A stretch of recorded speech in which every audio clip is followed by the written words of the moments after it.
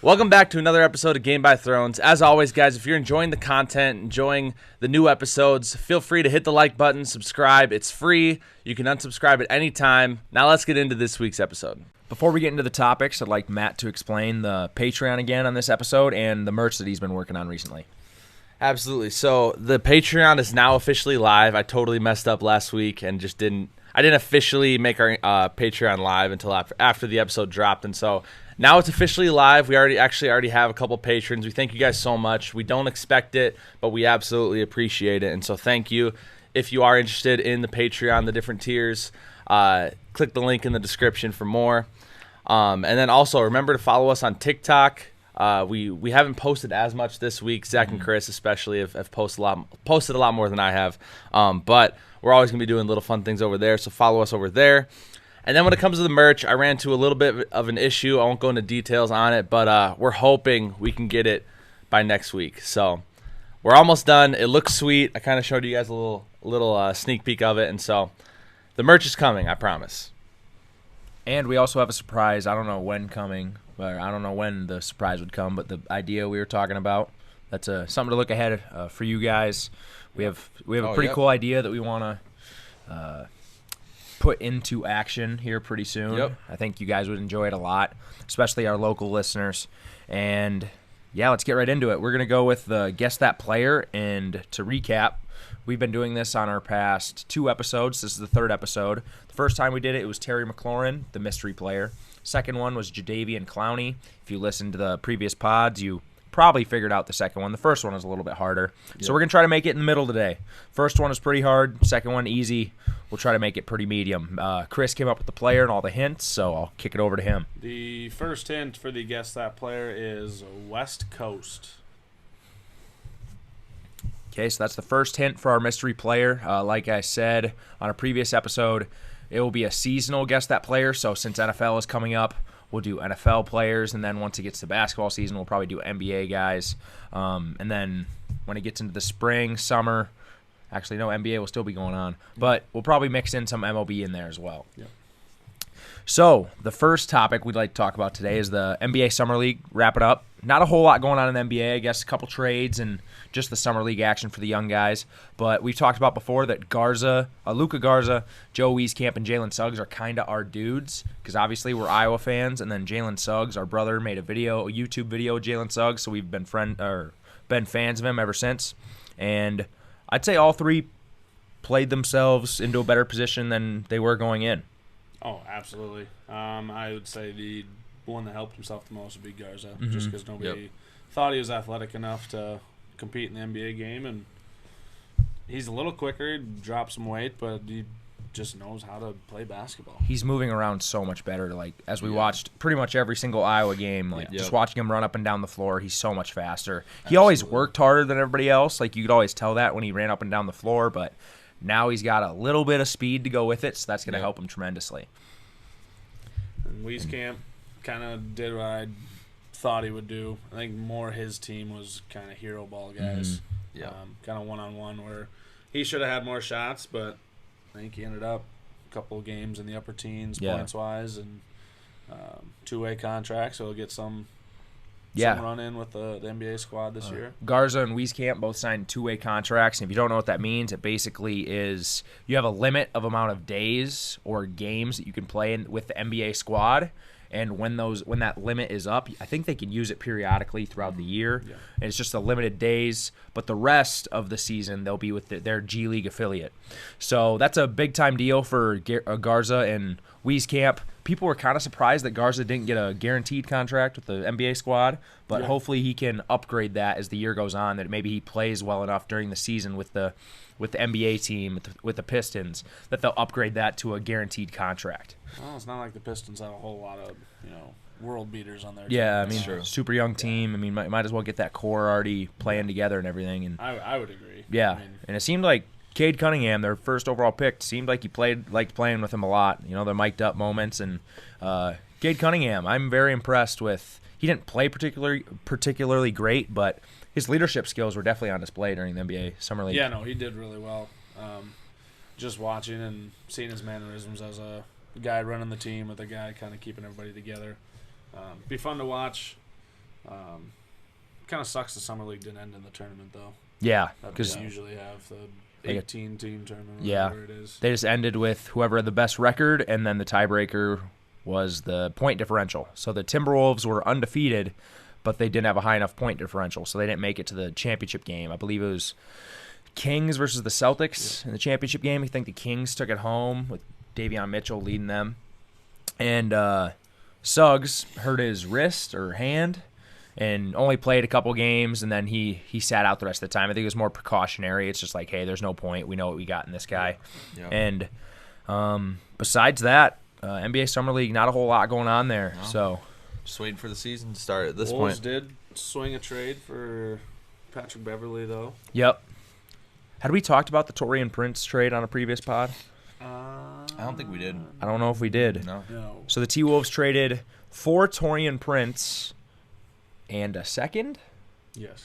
For Rubio. Was it just Rubio? I think it was just Rubio. Just Rubio. Rubio. Okay, and then most recently, a few days ago, the T-Wolves traded for Patrick Beverley in return, and they sent Juancho Hernan Gomez and Jarrett Culver to the Grizzlies. I don't know what the Grizzlies are doing. Pat Bev, I think it's a great deal for the T-Wolves because Pat Bev is a leader. He can kind of instill his mentality on the young guys in the team, and he's an expiring contract, which is huge for the T-Wolves to clear up space for the next year, for next offseason. Yep. And he's a surprisingly better catch and shooter than what I thought. Like, I think he's 40+% catch and shoot, which is what the team needs. Yes. And then he's a defensive stopper. I was going to say, you missed the biggest part. Yeah. He actually plays defense, Mm-hmm. which will help the guards on our team. I mean, D'Lo's D'Lo. Yep. Yeah. Ant should be pretty good. When Hopefully. He has the athletic. A year or two into I mean, but we played that with 5 years with Andrew Wiggins, and nothing really came of that either. So hopefully. Yeah, but I think this guy's a different mentality. Seems like it. I hope so. Yeah, besides that, NBA, it's kind of, I won't say the dog days, but it's kind of getting into the. It's that in-between stage. Yeah, not quite to the preseason stuff yet, and just got done with Summer League and draft, or obviously the draft, Summer League, and initial free agency. And hopefully the T-Wolves maybe can work a trade for Ben Simmons. I don't know what it would look like, but that'd be pretty cool. That would make our summer a lot more eventful. With as him T-Wolves and Pat fans. Bev as a defensive team, holy crap. It would be That awesome. helps so much. Well, you could not pick and choose, but like obviously Ben Simmons is going to play a lot every night, but if a different matchup comes about, Pat Bev goes to the bench, and then we bring on Malik Beasley instead. Malik Beasley might be gone in a Ben Simmons trade. He probably would be. But with Pat Bev, you can kind of mix and match. Hey, he fits this night. He doesn't fit this night. And then we kind of saw the Clippers do in the playoffs. Mm-hmm. Well, he couldn't play against the Mavs because he had to guard Luka, and he's just too small for Luka. Yeah, so he didn't play much, and then he played really well in their next series against the Jazz, and then he played really good defense on Booker for the most part. Yeah, he did. Yep. As an undersized guard. It's crazy, too. I didn't realize how much he likes the Timberwolves and Kevin Garnett. Have you seen the tweets? He's Kevin Garnett is like his childhood hero, I guess. I didn't know that. He has a jersey and everything. Awesome. And so you never really see that with the Timberwolves. Someone Speaking being of excited. I was just about to say, the Wolves need to step it up and retire his jersey. The Boston Celtics just announced they're going to be retiring his number 5 jersey in March, I think. So people have been tweeting that tweet at Alex Rodriguez and Mark Lohr saying, hey, we need to retire this guy's jersey ASAP. We know Glenn Taylor won't do it because him and Kevin Garnett have beef. Yep. Something happened, but come on. He's literally the best player in franchise history, and he hasn't been with the team for a number of years, and he's been out of the NBA. He's arguably the one bright spot in the Timberwolves franchise history. Well, he led us to a number 1 seed to Western Conference Finals. MVP. Doesn't get hurt. MVP. Yeah. It's a bad deal. They need to retire his jersey ASAP. ASAP as possible in Michael Scott terms. ASAP is possible. ASAP is possible. It's just like HELL double hockey sticks. Oh my gosh. And then next thing is MLB. Not really much going on there. I guess Polanco had a really good stretch where he had three of 4 games for the Twins. He had a walk-off win. Yep. I think they lost the 4th game that was in there. But Jorge Polanco is the one bright spot nowadays for the Twins after a tough year. Buxton's back in a rehab assignment. Yep. He just played AAA yesterday or 2 days ago. I remember if he was... I think it was 2 days. He rested yesterday. Yeah. And he's playing again today. 2 days ago, he's like 1 for 2 with an RBI and a strikeout, I think, which hopefully he can continue that insane pace he had going in the first if he month. can come back and play before the end of the year for the Twins, I'll maybe actually watch him again. Yeah, it would make it like absolutely. He would.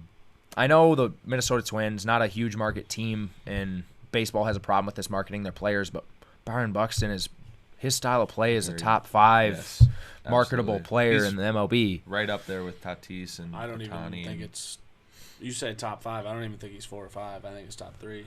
Well, you got Ohtani, Trout, Tatis. That's fine. You're saying style of play. Well, yeah. Not player. Yeah. Like, Ohtani's good, but he doesn't really have he hits home runs. He's a great pitcher. There's no, style to me. He's just very good. Then you Tatis isn't even good on defense, but the way he plays is more fun to watch. I feel like it's That's more fun. the way I'm going. I feel like it's more fun to watch this might be a hot take. I think it's more fun to watch a good outfielder than a good infielder. Yes. Absolutely. Unless if it's like a Nolan Arenado at third base who's just making insane plays. Like the outfielders have more room to travel. Yes. And diving catches are more fun than like a sliding play, get up, make the throw. That's why I've always said, if you guys, Lake Mills baseball field, if you put Byron Buxton out there by himself, how many balls fall? Not many. It'd be kind of wild to watch. Well, because then you could have your right and left fielders just hug the line. No, he's by himself. Oh, he's by himself. Nobody else out there. Dang.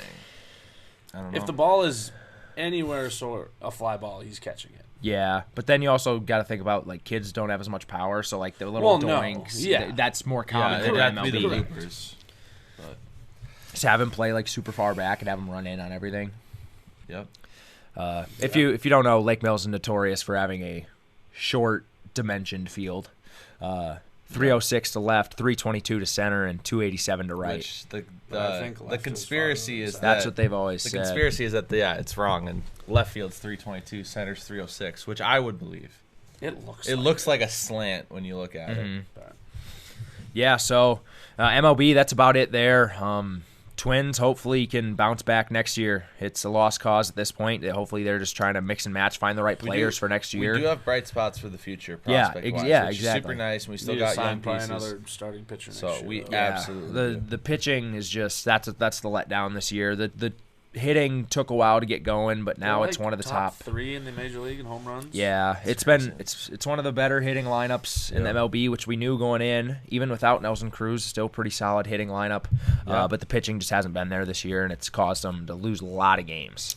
Absolutely. Well, especially all the free agent signings they had with the pitchers and relievers and everything. They've all been terrible. But NFL preseason buzz. So initially, we recorded this episode. Our audio got corrupted, so this is a re-recording. On a Sunday. And on a Sunday. We initially recorded it on Friday, so it was before the Vikings game. But now it's after the Vikings game. And there's not much to talk about. There isn't. Starters didn't play great. We didn't get to watch it. We were at Andrew Olson's wedding. I don't know if Andrew... and Kieran, it was awesome. Congrats, Congrats. You guys are amazing. It was a good time. We were all there. And didn't get to watch much of the Vikings game. One pretty good ball when I was over there. I saw the stats, and it was Kellen Mond was 6 for 13. Browning was 6 for 14. I mean, Cousins was 5 for 7 with 23 yards. I thought it was Jefferson. No. Did Jefferson play? Jefferson didn't play. No, his shoulder. Oh, yeah. Cook didn't play, obviously. Yeah, so I mean, it was a pretty uneventful. I don't apparently, think Madison played either, because when I looked, the only he didn't get stat was he didn't get a carry. Apparently, the game was so boring offense-wise because the Colts apparently were terrible on offense as well.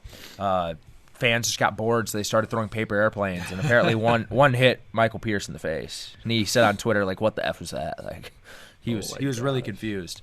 But that's awesome. I don't take too much stock into preseason games. Maybe you can take a little bit more stock in an individual player, but even then, just usage is something to look for with some of these fringe guys and stuff. But yeah. I mean, Patty Mahomes played a whole first half and didn't really do much. So I'm sure coaches are just going to keep it more vanilla. You don't want to unnecessarily put your whole playbook out there in the preseason, and then you have a whole bunch of film. You're playing a basic playbook. Mm-hmm. Yeah, and I did quickly last night go through just all the box scores and stuff, and it looked like Zach Wilson had a really good game. People were saying 9 for 11. Is he starting? Absolutely. Yeah, there's nobody else, I don't think. Is he starting the preseason games? Yeah. Yep. Yeah. He's 9 for 11, 130 yards, 2 touchdowns. Everyone was saying he looked great. Yeah, So, Jeff's got to change the culture over there, hopefully, with 28 the yards. new coaching regime, with the new Is it Robert Saleh? Saleh? He actually seems... Well, he was really awesome good. with the 49ers, Yeah. being the DC. Yep. Well, Vikings fans know all about that 2 years ago. Holy cow. Yep. But anyways, moving on. Chris, you want to drop another hint before we get into the game? Hint number 2. This guy was in the 2013 NFL draft. So you NFL draft buffs, if you guys, maybe that narrows it down to, obviously we're not going to pick a crappy player. Yeah. And if we're doing them, they're probably pretty good if they're still in the league since 2013. So just think about that if you're a draft buff and you know who is in each draft. They probably should narrow it down to a handful of guys, hopefully. Yeah. Not wrong. But we're going to do a little game today. Last time we played the initials, the athlete initials game. I gave a AR initials, and these two had to guess basically any athlete that had the initials of AR. But we're going to do it a little bit different today since Chris lost. He is going to give us a particular stat, an amount of people in that what's the word, make up that statistic. And me and Matt are going to go back and forth guessing who is on that list. So it'll make more sense when he gives us the stat and we'll start naming them. But we're going to go on a point basis. If you get one wrong, you're still in it, but it's just the other person's turn. Yep. A little bit of Stump the Schwab-esque, except there's no elimination with it. So, yeah, let's get it started. All right. The stat for this game is rushing touchdowns. Rushing There were touchdowns. 18 2020. people- Yep. Okay. 18 people that had at least 8 rushing touchdowns last year. That's a toughie. Okay. I feel like there's going to be randoms. Okay. All right, who's starting? Do I start? You can start, yep. All right. I will start with Derrick Henry. Yeah. Top one. Dalvin Cook. Yeah. What? No, he had 7.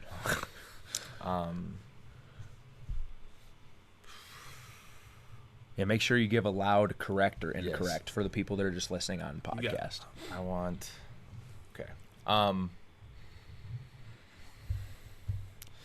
Do do do do do do do do do do do do. Dude, this is actually tough. Jonathan Taylor. Yes. Oh my gosh. Let's see. Let's go with Lamar Jackson. Correct. Let's go. That was No, a it's really a good one. early, like Right. kind of That was bold good. one. No, come on now. Don't do this to me. Chris, bro. Incorrect. You can't do that, bro. Do you not know how to read? It's down here. It's because I was going to do rushing yards, and I saw his name. Oh, okay. He's not. He had. Do you want to know what he had? 7. 7. All right. You gotta be He had kidding it down me. here. It wasn't 2019. All right. You gotta be kidding me. This guy, I'm only saying because he had 4 touchdowns against the Vikings. Alvin Kamara. Yeah. He probably barely got it, right? Correct. What Oh, he did get a loss. lot? Okay. I don't even have any other running backs in my head.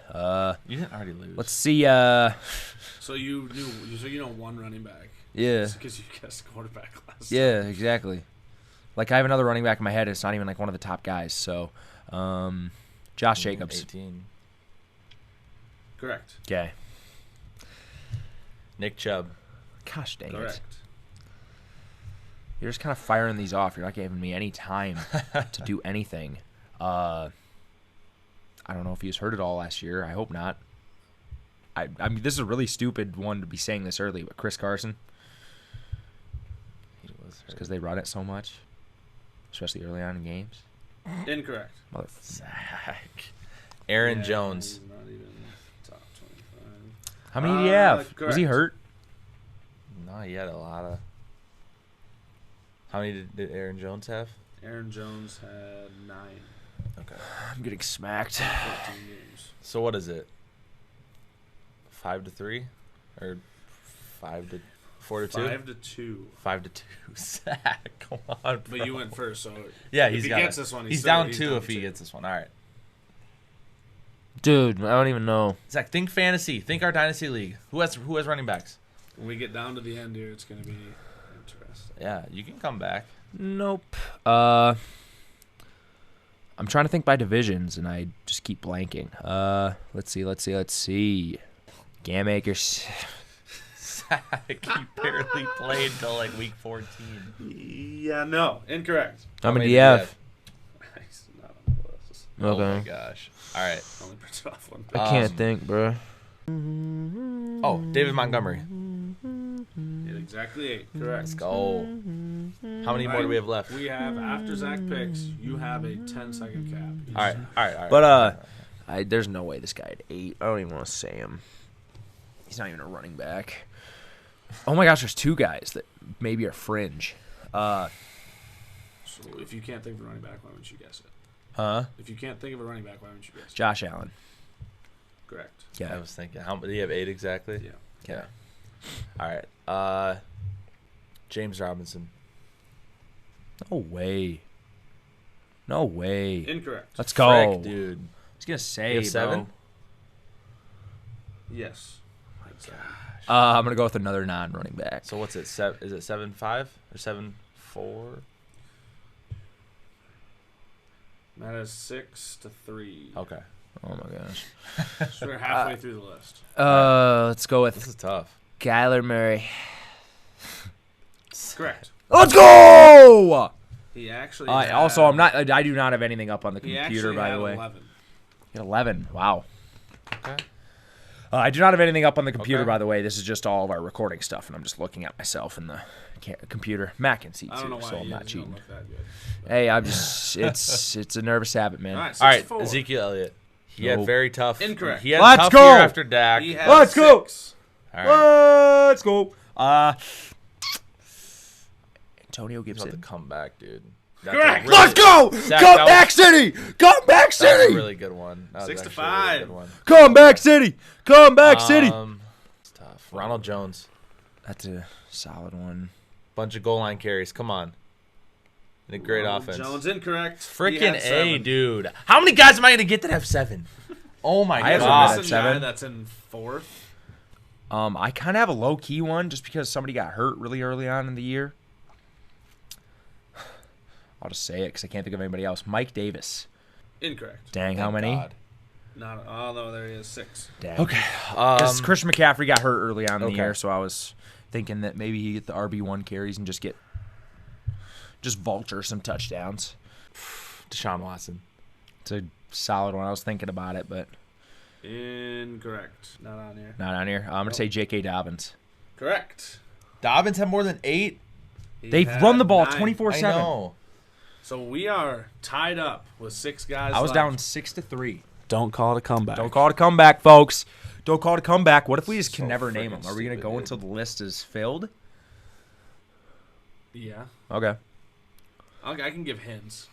Okay, I so mean, how because many- we don't really so have we have much 5 else guys to left? talk 5 about guys after left? this, really. 6. 6. Oh, 6 still left. Holy crap. I got to Yes. figure my 'Cause crap remember, like, out, dude. How many guys we got left? 5, 6, and I said 7. Now you said 5. No, there's 6. Yeah. 6 guys remaining. All right, I'm really dumb. Patrick Mahomes. Incorrect. Freaking A, dude. Oh, my God. He's not on the list. Clyde Edwards-Helaire. No, he barely had any touchdowns. No. Incorrect. Just going with it. Just going All with it. right. Hey, Okay, he's this is a RB1. really He's dumb one, but RB1. there's a chance here. Gus Edwards. He had a decent amount of short yardage. Incorrect. Okay. We are terrible. We are terrible. We are Holy terrible. crap. This is true. This is true. Okay, rushing touchdowns is very hard, though. I was gonna do like interceptions too, but I thought that would. That'd be be so incredibly tough. hard. That'd That'd be be very incredibly tough. hard. You'd almost have to give us the team, and then each one of us would have to guess it. Let's see. This is a bad performance. Just like name a random guy. You know what I'm saying here? Melvin Gordon. Correct. Let's go! I did not think that was going to be a 7 thing. to 6. What? He's up 7-6 after being down 6-3. 5-2. 5-2, yeah. He's got all these stupid ones, too. I don't know how you consider them stupid when they're correct. Yeah. 2. DeAndre Swift. Correct. Oh, wow. Really? He How had many? 8. Let's go, DeAndre. That's a big one. Let's go. 7-7 with 4 guys left. That's a really big one right there. 4 guys That's a left. really big one. Is this total for the year? Like the entire season, or is this regular season? Any clue? It's regular season because Regular there's season. no more than 16 games played on here. Dang, because I was going to say somebody, but I'll just go with him. Leonard Fournette. Just see if he got There's goal line no way. carries. There's no way. Okay. Thank Just God. seeing if you got goal line Okay, carries. what's the hint? 4 players left. Okay. 2 running backs, 2 quarterbacks. Okay. Quarterbacks, 2 quarterbacks. I'm gonna go Raheem Mostert. Please don't. Let's go! He was hurt. Frick. He got hurt. Yeah, because Jeff Wilson. Gosh dang it, dude. I'm trying to think of the 2 QBs. I bet you they're listening and they're like, "Oh my gosh, these are so obvious. Are you serious? These guys are idiots, bro. They're literally the stupidest people on As planet they're, like, Earth." looking One of through them, NFL I would teams. say, is not obvious. Okay. One of them, when you hear it, you'd be like, oh, yeah, I should have guessed. Be like, "Oh crap, man." 5, Yeah. 4, 3, 2, 1. Kareem Hunt. Touchdown vulture. He probably had like 6 or 7. Gosh. He was close, wasn't he, though? No, I just have to double check. Okay. Yeah, he's not. All right, this is kind of out of the box, maybe but more I think he has a receiving chance touchdowns. here.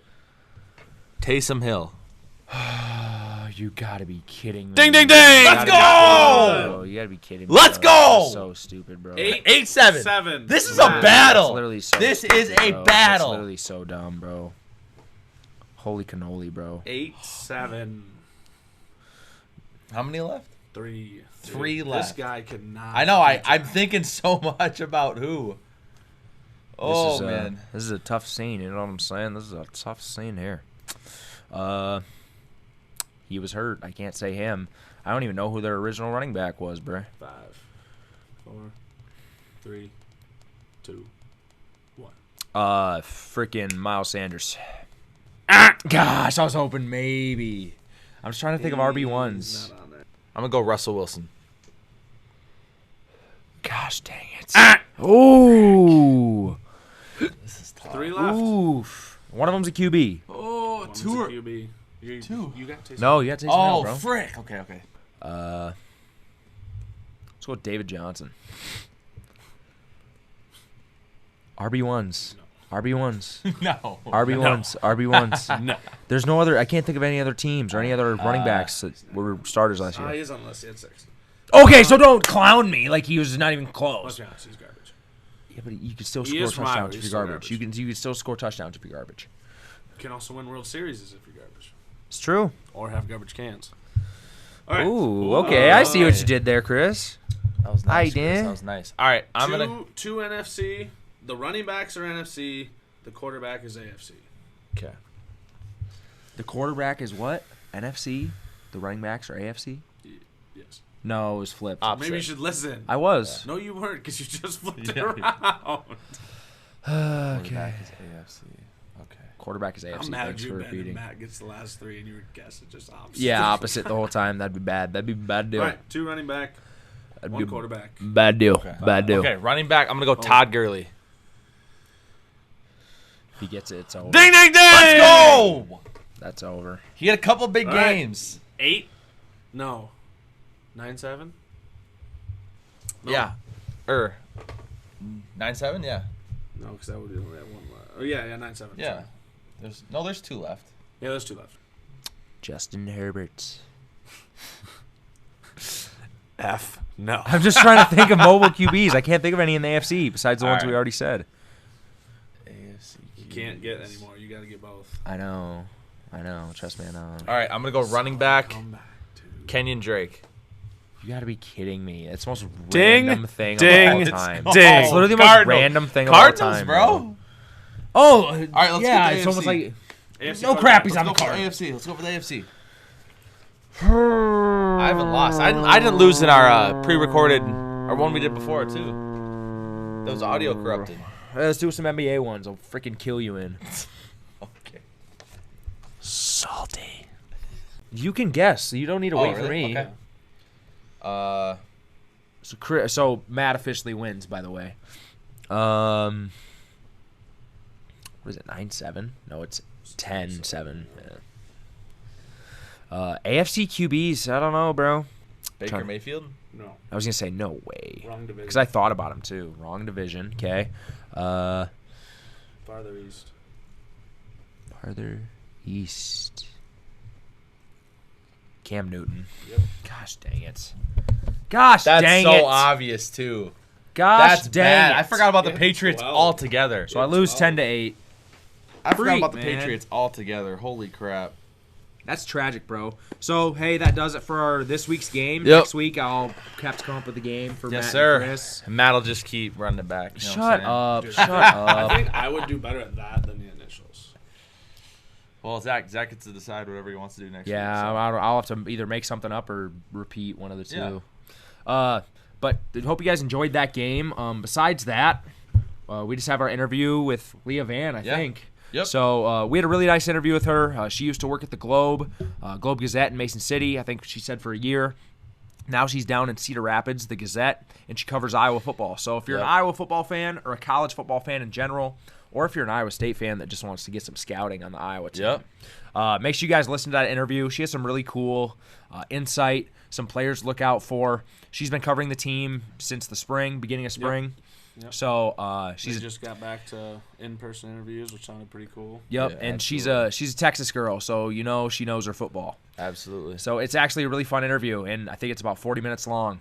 And she has a favorite person from Lake Mills. A favorite person from Lake Mills. She So you guys knows. better listen for that because she, obviously working at the Globe, had to cover Lake Mills a little bit. So, here's our interview with Leah Vann. Good. I think we're good, Yeah. All right. So this is our first actually official media guest, Leah Vann from the Gazette, covering Iowa sports. We're going to talk Iowa football. Leah, thank you for coming on to Game by Thrones. Why don't you start out with how you ended up, what's your journey to Iowa City? Oh, that's a really loaded question for a person like me. Yeah, so I was born and raised outside of Fort Worth, Texas, in Aledo, which is kind of your stereotypical Fort Worth, like a Texas football town, high school football town. And so I've always been an athlete. I've always been a big football fan, and I was diagnosed with cancer at 15. And I kept a running blog of all my favorite teams and kind of criticizing how they were doing. And well, at the time, it was the Cowboys when they transitioned from Wade Phillips to Jason Garrett. It was a bad year. And my high school actually had the National Gatorade Player of the Year in Jonathan Gray, and he was a running back. He ended up going to Texas and tearing both of his Achilles tendons. So that was really tragic. Yeah. So I was kind of with that was he would visit me in the hospital, and Sports Illustrated heard about it. And so they called me. They were like, is this true? He said you're his inspiration on the field and all this stuff. I was like, yeah, he comes, he visits a lot. And I didn't expect a big star like him to really care about me, but he would visit me a lot. So after that, I saw the story written in Sports Illustrated, and I thought, I want to write stories like that someday, Wow. And so I finished high school, and of course I'm applying to college, and my mom's like, you're too smart to be a journalist. You can't make a living. It's going to be tough out there. Blah, blah, blah. I was like, okay. So I went to college as a biology major. I was pre-med. I took all of the prerequisites except for physics, I think. And I signed up for the MCAT and everything. And I even worked for the student newspaper for 2 years. And I ultimately decided my heart was not in medicine. I had spent so much time in hospitals, and but by the time you're a senior and you're making this big decision about your future, you're not going to be eligible for an internship. And so my one journalism professor, because I took one journalism class my senior year, I still have a degree in biology. He said, apply to small town newspapers anywhere. And literally everywhere across the nation, and go wherever you can find a daily newspaper that will pay you to cover sports, So the first newspaper I worked for was the Mason City Globe Gazette. Shout out to North Iowa. That's awesome. And so that was my first stop to Iowa. And I was there for a year. I covered high school sports, and I absolutely loved the work, and I loved the relationships that I made. The paper went through a lot when I was there, so I sought out another opportunity in Colorado and took that job. I was a sports editor, a sports photographer at the Steamboat Pilot and Today in Steamboat Springs, which is Ski Town, USA. Lots of Winter Olympians. It also had high school sports, and then there were like the really adventurous hikers and stuff who did the dangerous things, and I would get to write about them too. So yeah, but I knew that if I worked there, I was not going to get a job covering football. Right. So I made the move to go to grad school. I knew I would go to grad school the whole time. I just wanted to work first and make sure that I wanted to do this, and I did. So I went to grad school at Northwestern in Chicago, not in Evanston. It's the same university, but I was on campus in Chicago. Everybody seems to like ask me questions about Evanston. I know nothing about Evanston. I hung out in downtown Chicago. It was so much cooler. So yeah, I spent a year there. And of course, half of my education was in a global pandemic, which we are still in. And, but mine was in the part where there were no sports. Right. And I was taking advanced sports reporting, which is great. So yeah, I worked there. I mean, I finished my degree last fall, and I applied to typical like 100 or so jobs. I think actually it was 78 this time. It was only 78, not like 100 like last time. Yeah, no, in journalism speak, like 78 is on the low end. Like I know people who get to like the 200s before they get to their job.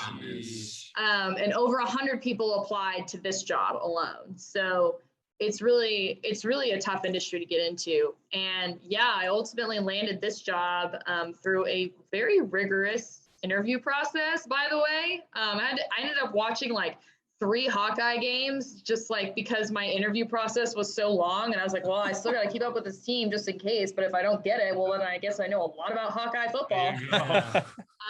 Yay. Like, so yeah, I got the job, and I started remotely in January. I moved to Iowa City in February. That's a long story.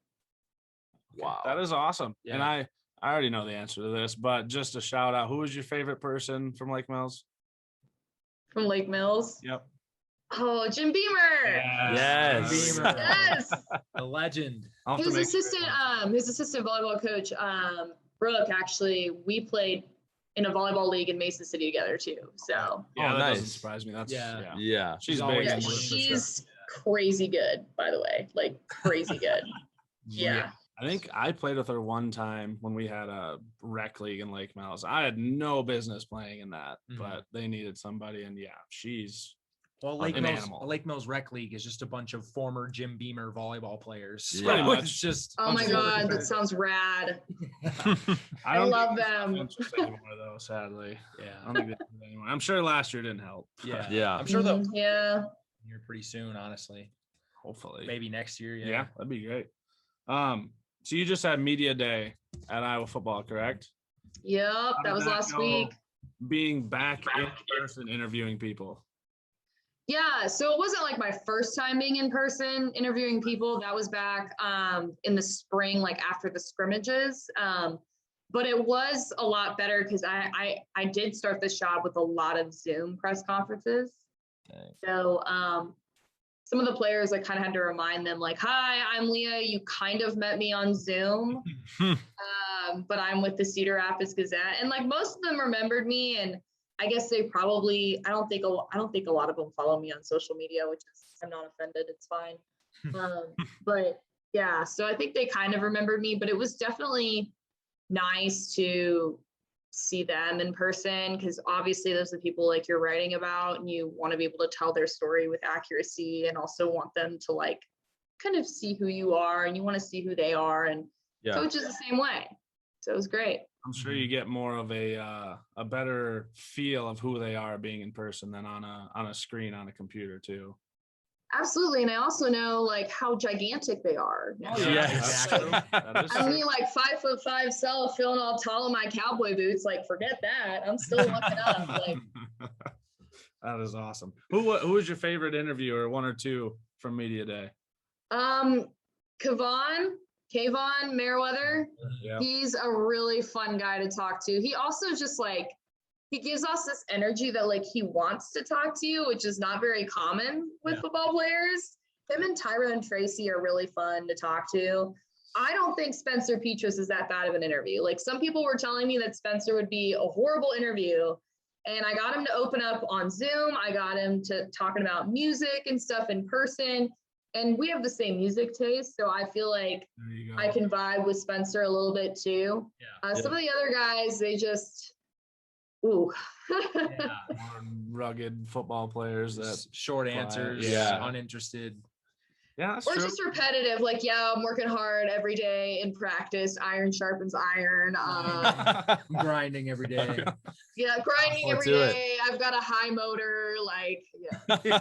That is hilarious. That is awesome. That's I have one in mind that you just said, but who that you've noticed, who are some guys that have stood out during camp? Because we just guys that follow on Twitter, you know, I mean, we just see some of the highlight videos, see clips, and I will say the question thing they've been doing, like as they walk in the locker room, has been pretty cool. Like so many football teams have been doing. It's been fun to see. It's super fun. But I'm so glad they're doing those, because it does help me in a sense when I'm going into an interview. I was able to be like, Padilla, I was like, hey, saw that you were also a Tyler Childers fan. Like you and Spencer like the same music. Yeah, it's fun. What was the question again? Who are a couple guys that have stood out in camp? Oh man. So Kayvon Merriweather, obviously. Terry Roberts. He had like one almost interception and one interception. I saw a little bit of him in the spring too, that I was really impressed. And he's kind of one of the younger guys on that very experienced secondary. So I think he's really stood out to me. You know, you've got the big names like Zach Van Valkenburg, Joe Evans, who is also playing on the defensive line on the opposite end. He's been doing really well too. He stood out to me in both spring and fall. And then Keegan Johnson, the young wide receiver. Then you got, you know, of course, Tyler Goodson looks awesome. LaShawn Williams, who's a younger running back.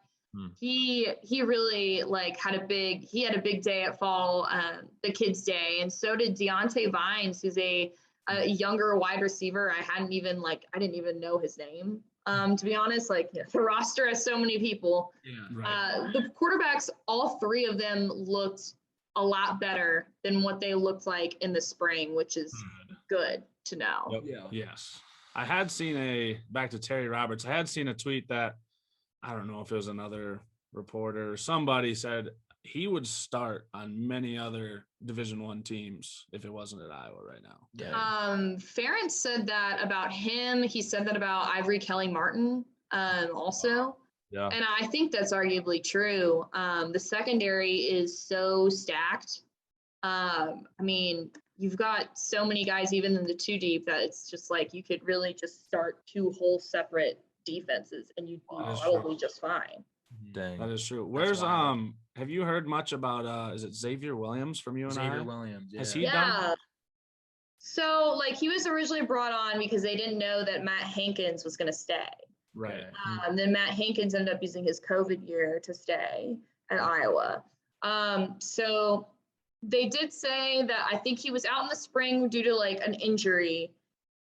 Came back, had a really impressive showing in the vertical jump, but he's still like learning the playbook. So he really hasn't made the depth chart yet. And the coaches were kind of figuring out like where exactly they want to use him. I think he's going to be a corner, but I don't know how much playing time he's going to get within the first couple of weeks. Yeah. You know, that makes sense. So he's just behind. Well, that vertical jump. He is behind. Yeah. The vertical jump thing doesn't surprise me at all. I'm pretty sure you won high jump state. I think you won the state track meet in high jump. I think he jumped like 6'10", 6'11" when he was at West Burlington, Notre Dame. He's very athletic. From what all the players have told me is that he's just got this next level athleticism about him. That is awesome. Yeah. I mean, we've been waiting for skill guys, and I was produced good DBs recently, but right now it's as good as it's ever been, probably. The defense should be really good. Yep. I hope so. Big first game too. Yep. Yeah. It's gonna be awesome. I was gonna ask you a question about that. So like normally, you know, we'll start off a season with a North Dakota State, which obviously are a good team, but like FCS schools, that's kind of a little bit of a cakewalk just to kind of get the reps in, obviously win by multiple touchdowns and stuff. But like, is there a different feel? I know you just got here in February, but just is there a different feel to, because this first game is huge. Yeah. I mean, playing Indiana, it's got to feel a little different leading up to the regular season. Like, are you picking up on that? Are guys? Yeah, I think, the first two games are pretty, I mean, Iowa State being non-conference, but incredibly relevant, the top 10 team.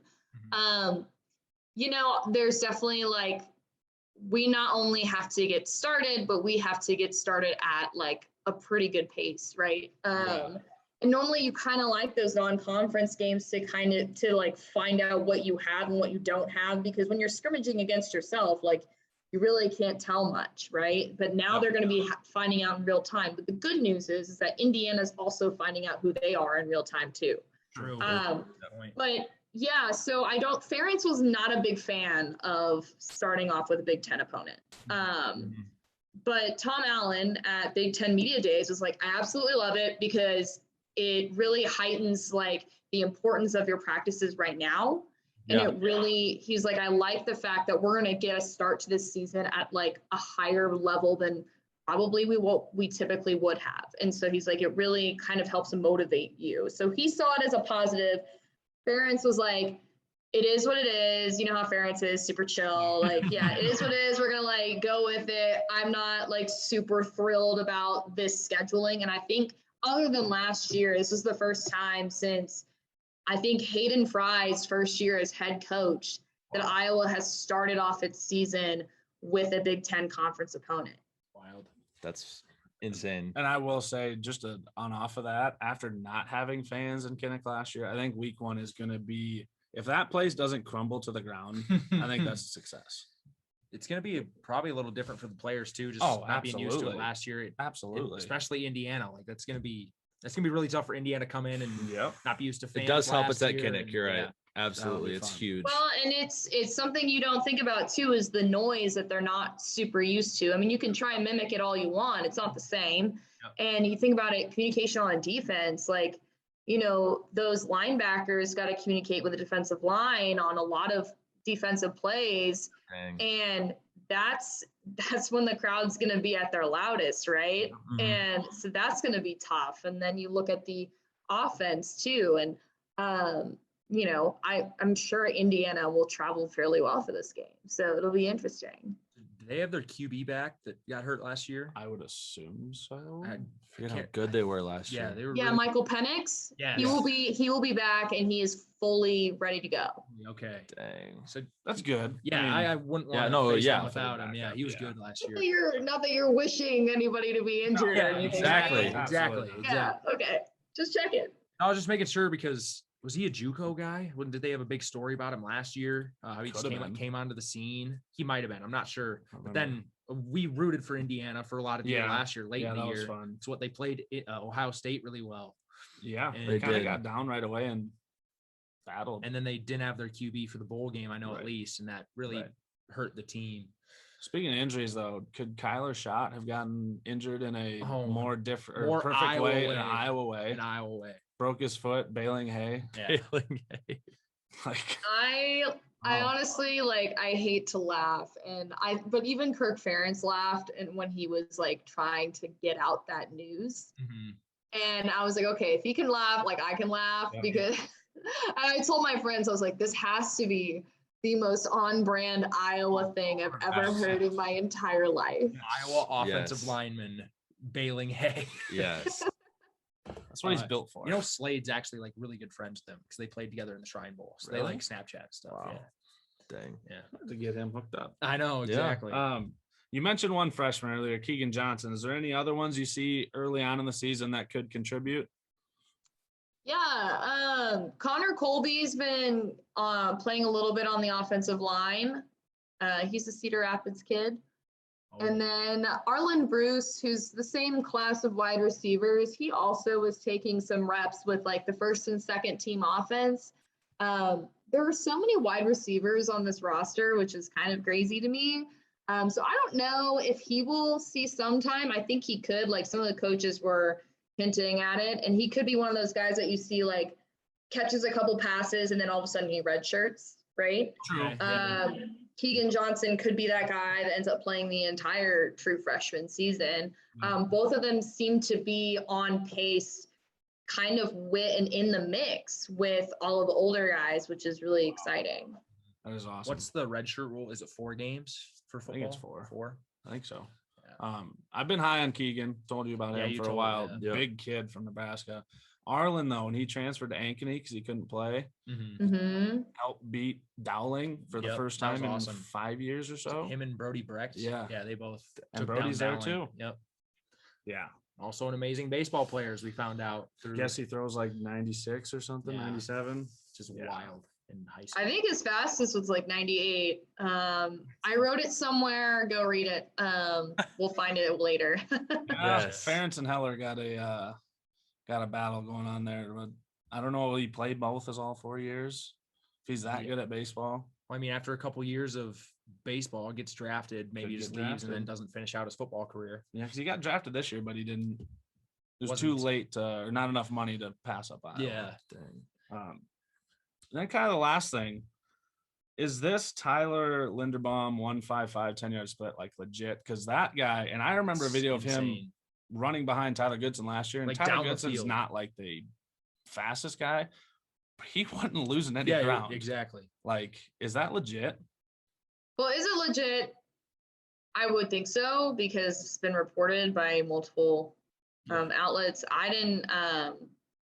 I probably should have asked and confirmed, to be honest. But I mean, I was reading The Athletic this morning, and he made Bruce Feldman's freaks list, which, if you don't know, is kind of this list of like crazy athletes in football with like, you know, weird stats or weird features about them. So he's on that list at number 10, and he was saying, yeah, 1.55 10-yard split and a 4.22 in the shuttle, numbers that would rival a good running back. Some first-round corners haven't run that quick at a combine.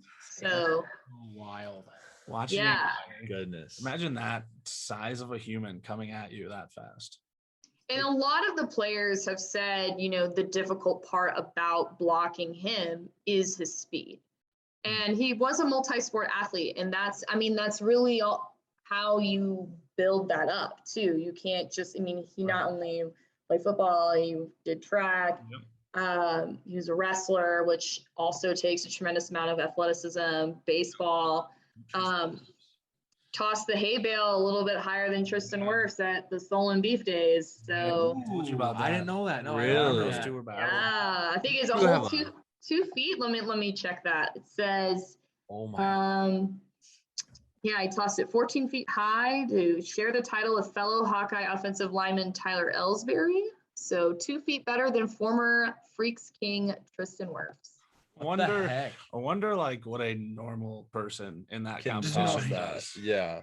Like, how high can a normal person throw that? Like 14 feet is not even high. above their head. I don't think so. Probably No not. way. Without That's all on the legs. All on the legs, you know? So I don't know. Well, and Linderbaum pinned Wirfs in high school. Yeah. I don't know if it was So senior they year. kind of have a or- long-standing kind of battle They going. do. Yeah. That's just two massive human The beings. video of that of him taking down Tristan Wirfs and winning that match is pretty cool. to Crazy. watch. It was. Crazy. But yeah, unless you have any other inside info that you'd like to let Hawkeye fans know, that's what we wanted to know. Obviously, like to hear about freshmen coming in, and hopefully we have a good team this year.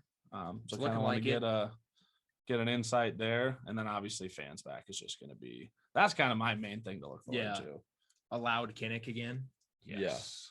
I'm interested to see how the players react to a louder Kinnick. Obviously it's going to be a lot of energy that they're feeding off of, but at the same time, they haven't played with a lot of noise in a while. So I think it'll be a double-edged sword in a way. But then again, like, it's not like, some of them have played under those conditions before, but imagine going an entire year without it, right? Yeah. It's kind of like adjusting to any sort of new normal. You adjust to that new normal, and anything that disrupts it is totally different. right? And it's not like these open practices have been absolutely raucous, you know?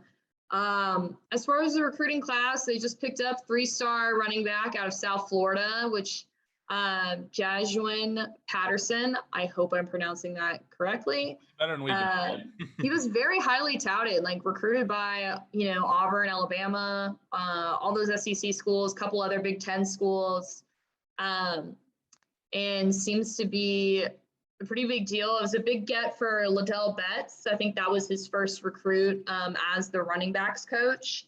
Nice. So, of course, he coached high school football in Florida, so you can probably expect that Iowa might start dipping into the state of Florida a little bit more. It depends. I will not oppose to that. Awesome. That would be Florida football is awesome. Yes. Out of I high love it. school. The Well, talent. you know, it's Florida, Texas, and California when it comes to the best players in the nation when it comes to high school football. Of course, I'm going to say Texas is number one. But I think even the stats out there, I think Florida and Texas are about neck and neck as far as sending players to the NFL, especially at those big skill positions.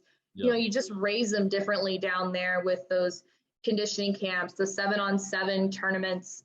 And, you know, it's a sprinting part of the country. Whereas like up here is where you're going to get those big, strong men. Yeah. So, I think that was a huge get for the recruiting class for class of 2022. There's now 10 verbal commitments and 9 of them are going to be on scholarship. The 10th is the kicker, the 5-star kicker. He'll be a preferred walk-on at first, and you know, we'll see. However he ends up doing, he'll probably get added on scholarship later. Right. That's typically how kickers work anyway. So yeah, I mean, as far as the recruiting class though, it's, you know, it's shaping up to be what you would expect out of an Iowa recruiting class. Bunch of 3-star guys, couple 4-star, you know. They had a couple big losses, and then they're still waiting on there's one guy who I can't remember his name, but he's supposed to make an announcement, I think, this weekend. So you could be seeing another edition this weekend. Okay. Nice. Yeah. Sweet. You're usually more on top of that than us. You're Yeah. always Yeah. letting us know. Follow kind of the right people on Twitter. Exactly. Recruiting is one of those things that's been very new to me because I think I just got sick of seeing Texas pick up like all 5-star recruits and still continue to lose and break my heart every year. Totally. So, you know, I've always tell people like, let's wait until they take the field, right? And kind of the same thing happens with the NFL too. I mean, there's a lot of 1st-round draft picks that do end up being what you want them to be, but there's also a lot of like 6th-round draft picks that end up being more than what you think they're going to be, right? Yep. And it's all about the coaching and the development. Oh man, the cliche of development program comes to mind, but it's true. It's a real thing. So, I mean, that's kind of all my extra insight, unless you have any other questions. I don't, besides one, and kind of going back to your childhood, your favorite team. What do you think of Texas possibly going to the SEC? What do you mean possibly? It's happening. Okay. What do you think about them going to the SEC? I absolutely love it. Why would I be against it? It's a great business move. It's a great recruiting move. I mean, sure, they might get stomped on the first 2 to 3 years, but look what happened to A&M. They've taken over. I think it was a pie chart, and it was like, what percentage of recruits is A&M getting out of the state of Texas as compared to Texas over the years since they've joined the SEC? And they've taken a bigger chunk of the pie. Wow. You know, and so it is something to consider. It is a better product. You know, we get back all those old rivalries, Texas, Arkansas, Texas, A&M. We get to keep Texas, Oklahoma. So, I mean, I've advocated long for like bringing back the Texas A&M rivalry. And I think the day that comes back, it actually might be dangerous, like to go to that game, but it'll be so amazing because truthfully, our Thanksgivings have not been the same without it. So I believe it. I think this is kind of just going towards eventually a 3 or 4 super conference. Big conferences. Yeah. There is supposed to be an announcement coming out next week about an alliance between the Pac-12, Big Ten, and the ACC. I read this morning. So I don't know. The Big 12 got left out of that too. Yeah, That's there's not no good. way they can't. They got to disband. They got to. No, yeah, at that point, you're not even the Big 12 anymore right now. Yeah, you're losing your two biggest dogs. I mean, well, and in my opinion, there's a couple of them that would have. I mean, it's tough too because all of them are in like pretty much the central time zone. I think West Virginia, maybe not. So, adding them to the Pac-12 poses not only like travel problems, but also the fan bases are not going to watch a 9 p.m. game. Yeah. Right. Yep. We're not built for that. We're not used to that. We're not used to the Pac-12 after dark. Right. So it may not be good for television or even for travel. Yeah. Of course, these are the other Big 12 teams. It's actually not my problem, not Texas's problem. And then, Big 10 probably isn't going to, I don't know how much Big 10 wants to add more teams because Big 10 is already a pretty big conference. I mean, same with the SEC, but they only added like 2 more. Right. And it still might be, a lot of people are complaining it's too much. I'm like, well, you can just kick out Vanderbilt and Mizzou. I mean, I don't know what else to tell you. But, see what doesn't belong. All right. It's pretty, That's pretty apparent what doesn't belong, right? Yes. And I will say, I mean, when college football's on, my least favorite teams to watch are the Pac-12. They have some exciting players, but like the times aren't fun. They don't line up, and no. The times are fun, but I feel like there's some gems out there. Like there's some really interesting games that go on, and you'll be on Twitter like scrolling in bed at midnight, and like, oh my God, Pac-12 After Dark is wild, and you're like, they just don't play defense. Just a bunch of offenses scoring 50 points a game. Oh, so it's fun. That feels like Big 10 nature. Who needs defense? That's the Big 12 to a T. That's the Big 12 right now to a T. So that is true. It is the Big 12. It is. The SEC is a little bit more balanced. It's a little bit more balanced. But I mean, I'm used to a higher scoring game, which will be a little jarring for me as a Big 10 reporter. Yep. So hopefully we can put up points. Yeah, I mean, we'll see. What was it? I saw a stat. Iowa hasn't given up like 25 or more points in a few years. More than, I think they're like top of that. I know what stat you're talking about, and they're like number 1 overall for like least amount of points to give up. For the past, I think there's it's like a 5-year time span or something. It's very specific, but it's a good stat. There's a and then, but I think Iowa actually outscored its last 3 or 4 opponents by 30 or so points last year too. I'm probably messing that one up, and I should really read that before I throw it out into the world. So this is an off the record stat. I should have said it before I listed the stat, but look it up. I mean, you can probably find it, right? So yeah. Either way, though, Indiana and Iowa State are going to test that right away. Oh yeah. And back to the sound in the stadium. Ames is going to be rocking week 2. Especially if both teams do their job week 1. It's going to be. I think so. I mean, that's a big rivalry. I'm surprised it's not a primetime slot. It is 2 ranked teams and a big in-state rivalry. Yep. I'm really excited for that one. I think I put that as my number 2 most excited to go to road game. Just because also they didn't have it last year. Yeah. So just having that back, you don't know what you've got until it's gone kind of thing. Yeah. Yep. And I don't know. I think that one could be interesting. Iowa's got to get their defensive line together by that game. Yes. Because otherwise Breece Hall is just going to truck like right on through. It's going to just be Heisman Trophy guy right there. If you can't get to Brock Purdy, he's going to tear you up too. Yeah. Brock Purdy is also, a big threat. So I feel like, it's going to be one of those high scoring team against a big time defense if that defense is ready to go. Correct. Yeah. Yes. So I would agree. Well, hey, excited. It's gonna be a great year. It'll be Awesome fun. year. Leah, thank you for jumping on. We truly appreciate it. Thank you very much. Yes, thank you. Definitely let Sure you know when thing. this gets put out so you can take a look at yourself. Oh, yeah. all righty. Well, thank you all for having me. I appreciate it. Thank you very Absolutely. much. We'll see ya. Thank you to Leah Vann for hopping on the pod with us. It was a great interview. We had a good time. It actually went way longer than what we assumed, and Yep. a lot better than what we thought it was going to be as well. She Cause, kind of carried it. Yeah, she carried. She Very told Chris she can insightful. ramble, It was awesome. and she carried the conversation, which is awesome for us because, we only had a handful So of questions easy. to ask Yep.